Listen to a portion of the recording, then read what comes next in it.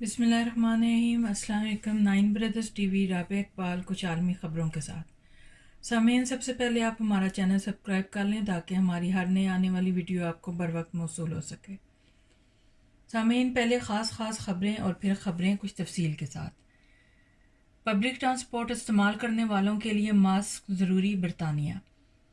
Thai land میں corona virus کا کوئی نیا کیس سامنے نہیں آیا۔ یورپین یونین کا اپنے رکن ممالک سے مطالبہ۔ دنیا بھر میں کرونا وائرس سے اموات۔ اب خبریں تفصیل کے ساتھ۔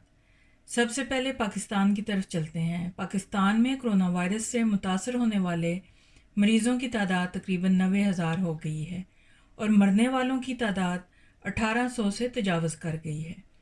ایک دن میں 5000 سے زائد نئے کیسز بھی پاکستان میں سامنے آئے۔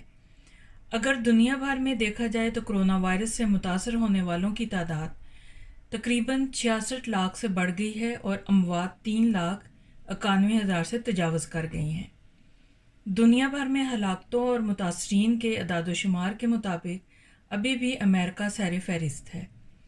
امریکی سیاہ فام کی پولیس کی حراست کے دوران ہلاکت کے خلاف جو اجتماعی مظاہرے تھے وہ اب بھی جاری ہیں اور کہا جا رہا ہے کہ اس کی وجہ سے کرونا وائرس کے پھیلنے کا خدشہ اور بھی بڑھ گیا ہے۔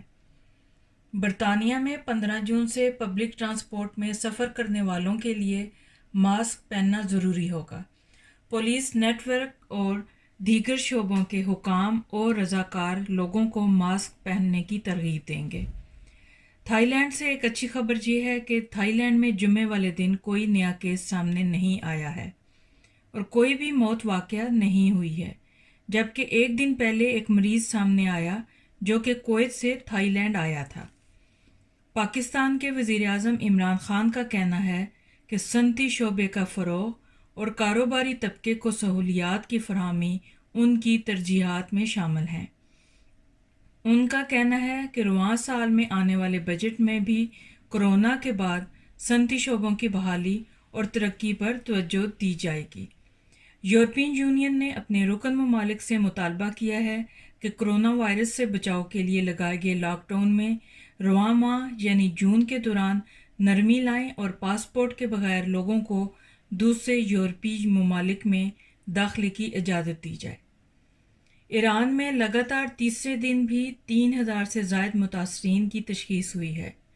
ملک کے کئی صوبوں میں صورتحال کو پریشان کن قرار دیا گیا ہے اور ایران کے جنوب مغرب میں واقع ایک صوبے میں ایمرجنسی نافذ کر دی گئی ہے۔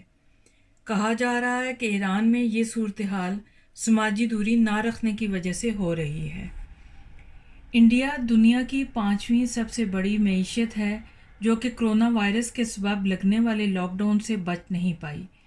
پچھلے 2 ماہ میں انڈیا میں 12 کروڑ افراد بے روزگار ہوئے ہیں اور ملک میں لاکھوں افراد کو روزگار دینے والی چائے کی صنعت کو زبردست نقصان ہوا ہے۔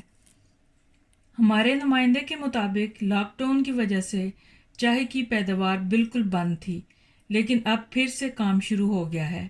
سامعین، یاد رہے انڈیا میں تقریباً 10 لاکھ سے زیادہ لوگ چائے کی صنعت میں کام کرتے ہیں۔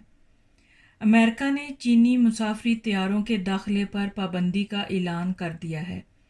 امریکہ کا کہنا ہے کہ 16 جون کو یہ پابندی عائد کر دی جائے گی۔ کہا جا رہا ہے کہ امریکہ کا یہ اقدام چین پر دباؤ ڈالنے کے لیے کیا جا رہا ہے کہ وہ امریکی مسافری طیاروں کو بیجنگ میں اترنے کی اجازت دے دیں۔ چائنا نے برطانیہ کو خبردار کیا ہے کہ ہانگ کانگ میں مداخلت کی صورت میں انہیں مناسب رد عمل کا سامنا کرنا پڑے گا۔ ان کا کہنا تھا کہ برطانیہ کو فوری طور پر چائنا اور ہانگ کانگ کے اندرونی معاملات سے پیچھے ہٹ جانا چاہیے۔ سامعین، اب مختلف ممالک میں کرونا سے ہونے والی اموات کی تعداد۔ انڈیا میں تقریباً 6,400، اٹلی میں 33,690، جرمنی میں 8,740، اسپین میں 27,133، امریکہ میں 1,10,000 اور پاکستان میں 1,840۔ سامعین، آج کے لیے اتنا ہی۔ 9 بردرز کی ٹیم کو اجازت دیجیے۔ اللہ حافظ۔